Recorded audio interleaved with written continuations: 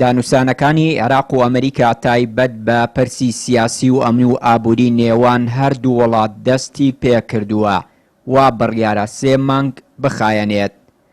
ئەمریکا دەیەوێت لە ڕێگای ئەم ڕێکەوتنەوە پێگەی خۆی لە ناوچەکە بەهێز بکات و هاوکاری عێراقیش بکات.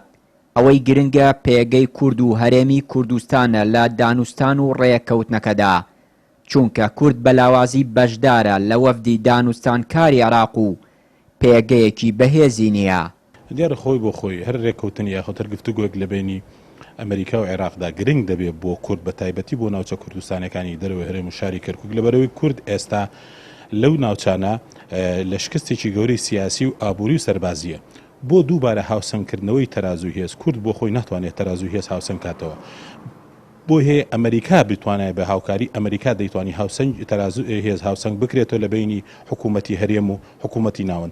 بۆیە بۆ ئەم ناوچانە زۆر گرنگ دەبوو کورد پێگەیەک و یاخۆت بە قورسایەکی زۆرەوە بەشداری ئەم گفتوگۆیانە بکردە لەبەرەوەی چوارەنووسی عێراق ڕەنگە هەندێک خاڵی گرنگ گفتوگۆ بکرێت لەم گفتوگویاندا و ئەو خاڵانەی کە تایبەتە من بە ناوچە کوردستانەکانەوە زۆر گرنگ دەبێت بۆ کورد. بۆیە ئەوەی کەوا تا ئێستا بین دەکەین کورد بە ئەهمیەتێکی گەورە و سەیری ئەو گفتوگویانەی نەکردووە و زەرەرمەندی گەورەش لە هەر لاوازی و پێگەیەکی کورد لەو گفتوگویانە کەرکووک و ناوچە کوردستانەکان دەرەوێت لەبەرەوەی کورد بۆ خۆی ناتوانێت تەرازوی هێز هاوسەنگ کاتەوە لەم ناوچانە ئەوەی بتوانێت هاوکاری بێ ئەمریکەکان. لە دانوستانی نێوان ئەمریکا عێراق کورد بە نوێنەرایەتێکی لاواز بەشداری دەکات. ئەمەش لە کاتێکدایە چارەنووسی کورد لە ڕێکەوتنی نێوان هەردوو وڵات نادیارە.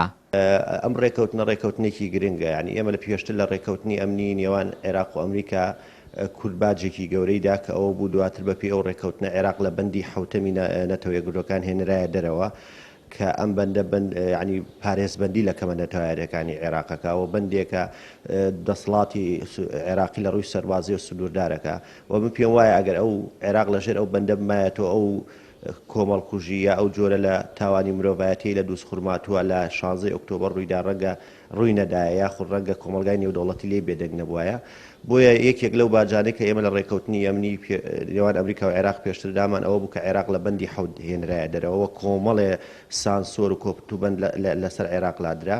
هیوادارم ئەم جارە کورد بەخۆیدا بچێتەوە. ڕاستە ڕەنگە مەسەلەکە ینی ناوچە جێناکەوکەکان لەبەرەوەی بابەتێکی عێراقیە ناوخۆی عێراقا لەو ڕێکەوتنە جێ نەکرێتەوە، بەڵام دەکرێت کورد مەرج و خاڵەکانی لەو ڕێکەوتنە بچەسپێنێ بۆی سنوورداریکەوە بە تایبەتیش کە ئەمریکا مەبەستێتی لەم ڕێکەوتنەیە هەر سێ پێکهاتەکەی عێراق کورد شیعە سوننە بەشدار بن.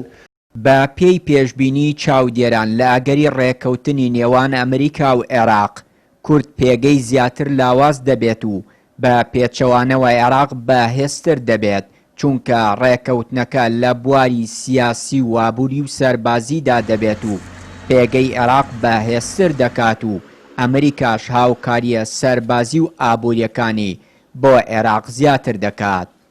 چیانووری کەناڵی ئاسمانی پەیام، کەرکووک.